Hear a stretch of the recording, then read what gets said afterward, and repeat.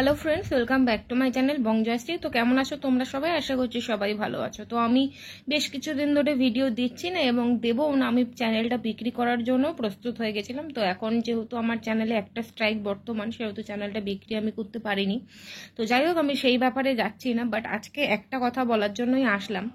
তো তোমরা সবাই জানো, আমি সঙ্গীতাদির লাইভে উঠে তার কাছে ক্ষমা চেয়েছি, যেহেতু আমি স্ল্যাং ইউজ করেছিলাম। তার জন্য সে একজন সম্মানেও বড়, বয়সেও আমার থেকে বড়। তো তাকে আমি স্ল্যাং দিয়েছিলাম, যে কোনো কারণেই হোক, রাগারাগিতে, মিসআন্ডারস্ট্যান্ডিং যাই হোক না কেন।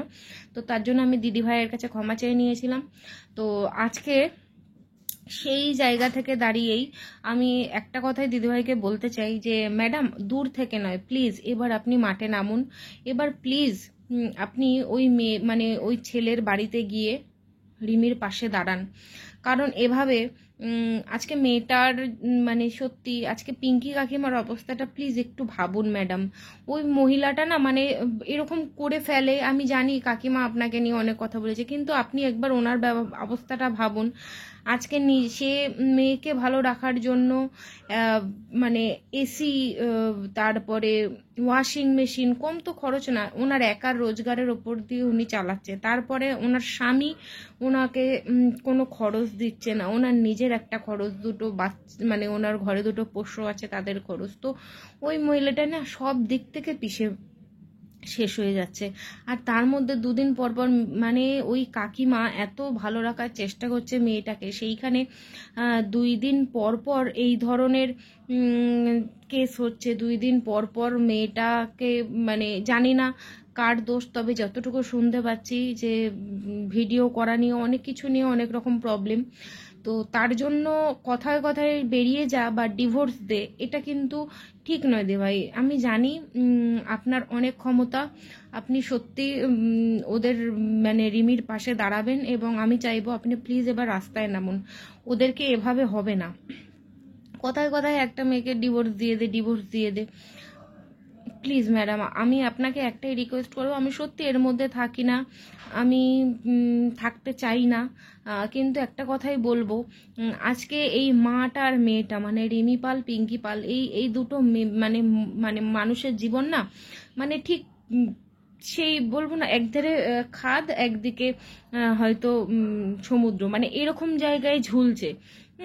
এদিকে পড়লেও শেষ হয়ে যাবে, এদিকে পড়লেও শেষ হয়ে যাবে। কখন মা মেয়ের টেনশনে মা কিছু করে ফেলবে, কখন মেয়ে এইসব ঝামেলা অশান্তির জন্য কি করে ফেলবে, তার কোনো ঠিক নেই।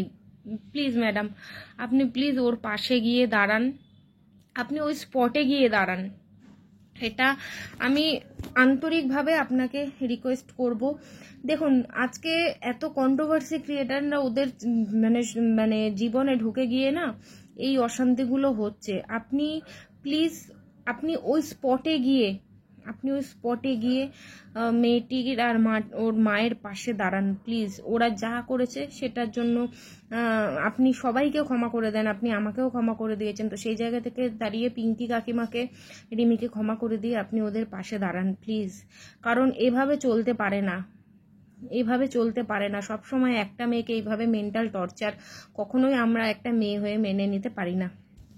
কারণ এই রকম পরিস্থিতির মধ্যে দিয়ে আমি যাচ্ছি, আমি প্রত্যেকটা মুহূর্তে গেছি, এই রকম পরিস্থিতিতে আমিও কাটিয়েছি। সেই জায়গা থেকে বলবো, মেন্টাল টর্চার ভীষণ একটা বাজে টর্চার।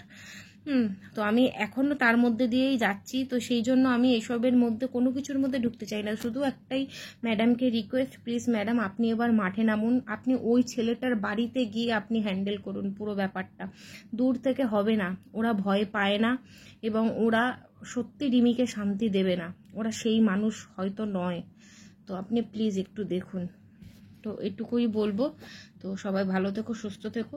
জানি না আবার ভিডিওতে হয়তো পাবে কিনা, হয়তো শর্ট পেতে পারো। যাই হোক, যদি ভিডিও দিই অবশ্যই তোমরা পাশে থেকো, সাথে থেকো, আর সবাই রিমি আর পিঙ্কি পালের পাশে থেকো। ওরা সত্যি খুব অসহায়।